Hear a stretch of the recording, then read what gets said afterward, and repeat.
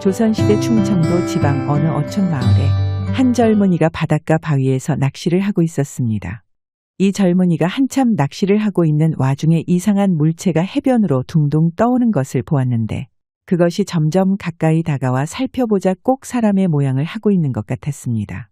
청년은 호기심에 가까이 다가가 살펴보자 신기하게도 그것은 돌로 만들어진 돌부처였습니다. 청년은 그 돌부처를 보고 크게 놀라 진짜 돌로 만들어진 것인지 만져보았는데 분명 묵직하고 단단한 돌을 깎아 만든 돌부처였습니다. 아니, 이렇게 무거운 돌부처가 어떻게 가라앉지 않고 바닷물에 둥둥 떠올 수 있지? 청년은 신기해하며 돌부처를 들어 옮기려고 힘을 써보았지만 그 무게가 어찌나 무거운지 청년이 아무리 용을 써도 꿈쩍도 하지 않았습니다. 청년은 돌부처를 쳐다보고 신기한 일이라 생각하며 이대로 돌부처를 놔둘 수 없다고 생각해 다시 한번 힘을 써서 들어보려 했지만 자신의 힘으로는 아무리 힘을 써도 돌부처를 들어 옮길 수가 없자 이내 포기하고 말았습니다. 아무래도 나 혼자 힘으로는 도저히 안 되겠네. 마을로 가서 사람들에게 알려야겠어. 청년은 곧바로 마을로 달려가 사람들에게 돌부처에 관한 일을 이야기했지만 마을 사람들은 청년의 말을 듣고는 못 믿어하며 한마디씩 했습니다. 돌부처가 어떻게 물에 뜰 수 있다는 게야? 자네가 물먹은 나무를 돌로 잘못 봤겠지? 아니에요. 분명 돌부처가 맞다니까요. 그리 못 믿으시겠으면 저랑 가서 확인해 보시자고요. 청년이 정색을 하며 말하자 마을 사람들은 못 믿어하면서도 청년을 따라 바닷가로 몰려갔습니다. 청년이 마을 사람들을 데리고 도착한 곳에는 정말로 돌로 만든 부처가 있었는데 사람들은 그 돌부처를 보고 크게 놀라워하며 신기한 일이라고 떠들었습니다. 돌부처는 그 크기가 사람의 몸보다 조금 더 크고 육중해 보였는데 사람들은 그 무거워 보이는 돌부처가 바닷물에 가라앉지 않고 해안가까지 떠내려온 것이 보통 일이 아니라 하면서 그 돌부처를 마을로 옮기기로 하였습니다.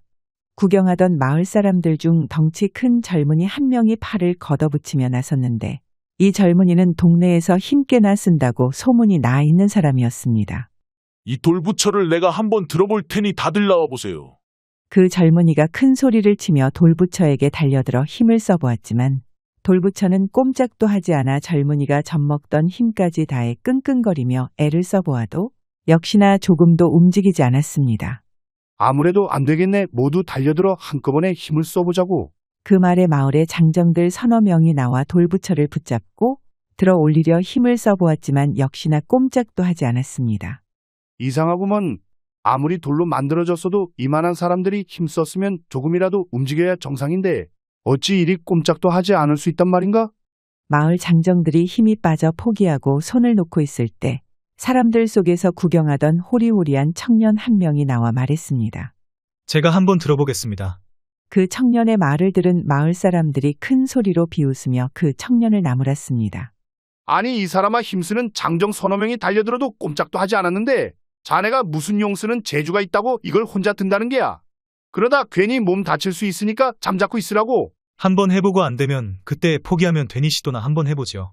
말을 마친 청년이 돌부처 앞으로 걸어가 돌부처를 붙잡고 힘을 쓰려 하자 마을 사람들은 혀를 차며 청년을 만류하였습니다. 아이고, 저러다 다치기라도 하면 어쩌려고 그래. 그러게나 이 사람아 괜히 무리하지 말고 어서 나오라고. 허나 청년은 사람들이 뭐라 하든 귀담아 듣지 않고 혼자 돌부처를 붙잡더니 천천히 힘을 쓰기 시작했습니다. 그러자 어찌된 일인지 그리 꼼짝도 하지 않는 돌부처가 들어올려지기 시작하더니 나중에는 가벼운 나뭇가지처럼 어깨 위로 번쩍 들어올려졌습니다. 그 모습을 보자 마을 사람들은 눈이 휘둥그레지며 놀라고 말았는데 수백 근이나 나갈 것 같은 돌부처를 저리 힘없어 보이는 청년이 번쩍 들어올리다니 사람들은 그 청년을 귀신 보듯이 바라보며 감탄하였습니다. 아니, 저 사람이 무슨 도술이라도 부리는 게야. 어찌 저럴 수 있나? 사람들이 놀라 멍하니 바라보는 와중에 청년은 돌부처를 들어다 모래사장 밖에 가져다 놓았습니다. 이 청년은 현덕이란 이름의 마을에서 효자로 소문난 사람이었는데 홀어머니를 모시며 어머니에 대한 효성이 지극한 데다 마음이 착하고 너그러워 평소 마을 사람들의 칭찬이 끊이지 않았습니다. 사실 현덕은 어젯밤 꿈을 꾸었는데 꿈속에서 어느 스님을 길가다 만나 스님이 다리를 다쳐 걸음을 못 걷자 자신이 스님을 얻고 스님이 가려던 절까지 데려다주는 꿈을 꾸어 혹시나 하는 마음에 나섰던 것이었습니다. 돌부처가 사람을 알아보나 보네요. 현덕이가 어디 보통 효자인가요? 허면 이런 부처님을 모시려면 아무 곳에나 모실 수 없는데 어찌 해야 하나? 사람들이 저마다 한마디씩 할 때 이 마을의 촌장인 늙은 노인이 나서며 말했습니다. 이런 부처님을 모시려면 사찰을 세워 제대로 모셔야 하네. 마침 우리 마을 청계산 소목골이 절터로는 제격이니 거기다가 절을 세우도록 하지. 촌장이 말을 마치고 돌부처를 마을 장정들에게 들으라고 시키자 장정 서너 명이 다시 들어올려 보려 했지만 꼼짝도 하지 않아 다시 현덕에게 들게 하고 촌장을 따라 청계산으로 향하였습니다. 현덕이 돌부처를 등에 업고 촌장과 나란히 앞서가고 그 뒤를 마을 사람들이 따라 걸었는데 이런 신기한 일을 겪은 마을 사람들 마음속에는 궁금증이 가득했지만 누구 하나 입을 열지 않고 묵묵히 걸어갔습니다. 그저 신비한 돌부처가 자신의 마을로 흘러들어온 것이 예산일이 아니라 생각하고 부디 마을에 복된 일이기를 바라며 걸어갔습니다. 그렇게 한참을 걸어 청계산 소목골까지 거의 다 왔을 무렵 현덕이 땀을 비오듯이 흘리고 힘들어하며 말했습니다. 좀 쉬었다 가야겠네요. 왜 무거운가? 내 돌부처가 너무 무거워 힘이 빠져 한 걸음도 옮기기 힘드네요. 그렇다면 쉬어가세. 촌장의 말에 현덕도 돌부처를 내려놓고 땀을 식히며 쉬었고 뒤따르던 마을 사람들도 자리를 잡고 바람을 맞으며 앉아 쉬었습니다. 그렇게 어느 정도 사람들이 땀을 식히고 다시 출발하려 채비를 하고 일어서자 촌장이 현덕에게 이제 조금만 더 가면 되니 힘을 내게 돌부처를 다시 업고 출발하자고. 촌장의 말에 현덕이 돌부처를 들으려고 했는데 이상하게도 이제까지 현덕의 손에 가볍게 들렸던 돌부처가 꼼짝도 하지 않는 것이었습니다. 현덕이 있는 힘을 다해 돌부처를 들어올리려 애써 보았지만 꼼짝도 하지 않자 촌장이 다가와 물었습니다. 왜 그러는가? 그것이 아무리 힘을 줘도 돌부처가 너무 무거워 꼼짝도 하지 않습니다. 어째 이런 일이 이제껏 잘 들고 왔는데 어찌 안 들리는 게지? 그렇다면 모두 힘을 합쳐 한번 들어보게나. 예, 촌장의 말에 마을 장정들이 모두 나와 힘을 합쳐 돌부처를 들어올리려고 애를 써봤지만 아무리 힘을 써도 돌부처는 꼼짝도 하지 않았습니다. 그 광경을 쳐다보던 촌장이 나서며 마을 장정들을 만류하고 다시 말했습니다. 그만둘 두게 이 자리가 절을 지을 자리인가 보네. 부처님이 꼼짝도 안 하는 건 우리한테 그걸 알려주려는 것일게야. 그러니 이곳에다 절을 세워 이 돌부처님을 모시자고. 촌장의 말에 그날 이후로 마을 사람들은 힘을 모아 절을 짓기 시작하였습니다. 마을 사람들은 생계를 위해 농사를 짓고 일을 하는 동안 틈틈이 순번을 정해 돌아가며 절을 짓는 일에 열과 성을 다했는데 수개월이 걸린 끝에 마침내 절이 지어졌습니다. 그리고 절을 다 짓고 돌부처를 옮기는 날 마을 사람들과 근방의 다른 마을에서 온 사람들까지 구름같이 몰려 현덕이 돌부처를 옮기는 것을 구경하였습니다. 현덕은 다소 떨리는 마음으로 돌부처를 안아들었는데 지난날 꼼짝도 않던 돌부처가 너무나 가볍게 들어올려지자 그 광경을 마음 조이며 지켜보던 사람들에게서 탄성이 터져나왔습니다. 소문대로 보통 영험한 부처님이 아닌가 보네요. 이런 부처님을 우리 마을에 모셨으니 큰 복이에요.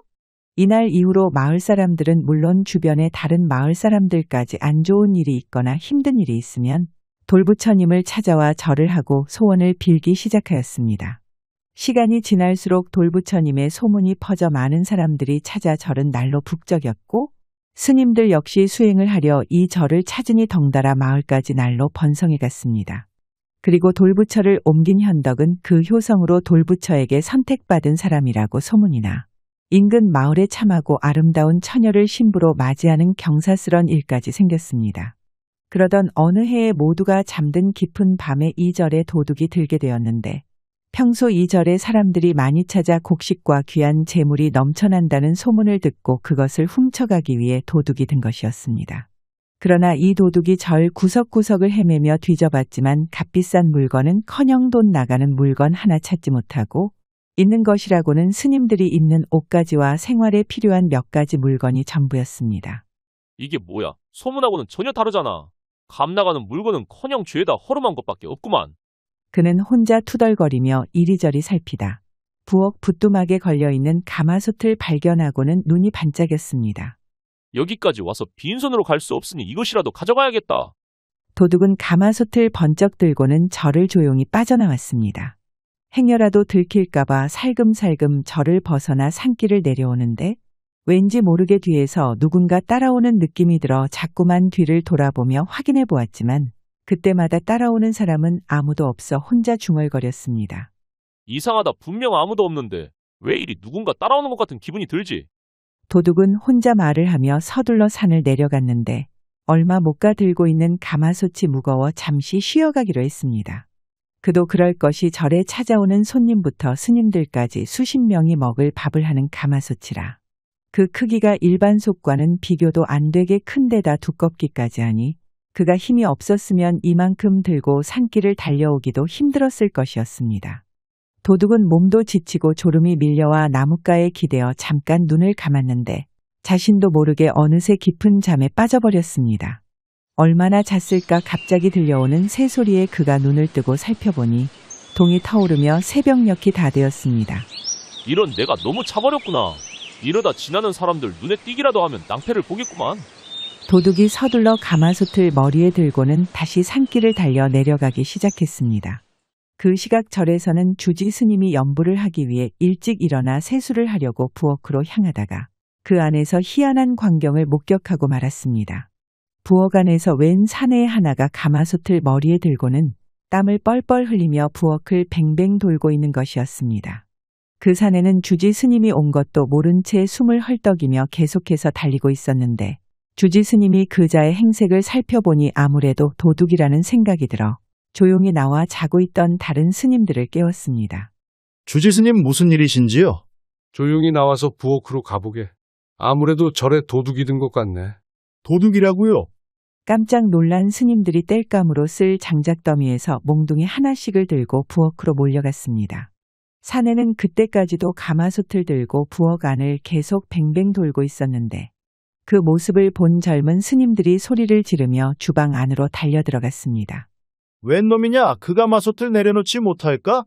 스님들이 큰 소리치며 사내에게 달려들자 그제서야 머리에 들고 있던 가마솥을 땅에 떨어뜨리고는 어안이 벙벙한 표정으로 주변을 살폈습니다. 아니 내가 왜 여기 있는 것이오? 사내는 조금 전까지만 해도 산길을 내려가며 조금만 더 내려가면 산을 벗어날 것이라는 생각에 서둘러 뛰어 내려가기까지 했는데 갑자기 자신이 부엌 안에 있으니 마치 귀신이라도 홀린 듯 정신을 차리기 어려웠습니다. 그런 사내를 보고 스님 한 명이 호통을 쳤습니다. 이놈아, 어디 도둑질할 것이 없어. 절에서 밥해 먹는 솥을 훔쳐가느냐? 그리고 도둑질을 했으면 달아날 것이지 왜 솥을 머리에 이고 빙빙 돌고 있는 것이야? 스님의 말을 들은 사내는 문득 깨닫는 바가 있어 자신이 이제까지 경험한 일을 모두 이야기했습니다. 나는 조금 전까지만 해도 산길을 내려가고 있었소. 가다가 지쳐 나무 밑에 잠까지 자고 동이 터오르는 것까지 내 눈으로 똑똑히 보았는데 스님의 호통 소리를 듣고 갑자기 부엌 안을 뱅뱅 돌고 있으니 내가 귀신에라도 홀린 것 같습니다. 사내의 말을 들은 스님들은 이 모든 것이 부처님의 영험함에 의해 도둑이 부엌을 빙빙 돌며 산길을 걷는 것이라 착각하도록 만들어 절의 가마솥을 지켰다 생각했습니다. 나무아미 타불. 스님들은 그 후로 부처님 앞에서 정성껏 제를 올렸고 도둑질한 사내는 죄를 대신해 절에 남아 스님들과 절을 찾는 사람들을 위해 굳은 일을 하며 시간이 지나서 깨닫게 되는 바가 있어 머리를 깎고 스님이 되어 남은 여생을 절에서 봉사를 하며 살아갔다고 합니다. 이 절의 이름은 죽사라고 불리었는데 시간이 흐르며 황폐해져 허물어져 버렸고 돌부처님도 사라져 이야기로만 전해 내려오던 중 1986년에 몽산리에 사는 문시성의 주민의 밭에 묻혀있는 돌부처를 발견해 감정해본 결과 신라 시대의 것으로 추정돼 문화재로 지정해 현재까지도 잘 보존되고 있다고 합니다. 영상 시청해주셔서 감사드리고 재미있게 보셨다면 좋아요, 구독 부탁드립니다.